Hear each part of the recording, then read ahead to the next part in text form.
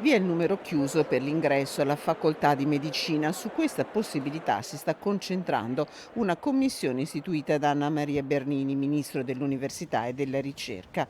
Il termine per fornire le proposte per una nuova modalità di selezione è stato fissato dal ministro per la prossima primavera.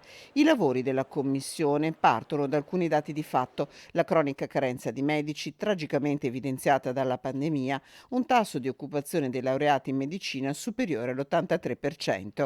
Se il numero chiuso è stato nei decenni passati una necessità, adesso, secondo il ministro Bernini, va rivisto alla luce del fabbisogno reale. Per l'anno accademico 2023-2024 di fatto ancora non cambierà nulla. Il Talk Med sarà per la prima volta online in due sessioni, dal 13 al 22 aprile e dal 15 al 25 luglio, con possibilità di iscrizione anche per gli studenti di quarta superiore.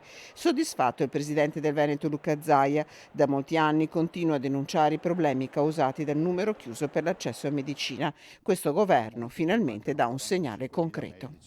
medici e sappiamo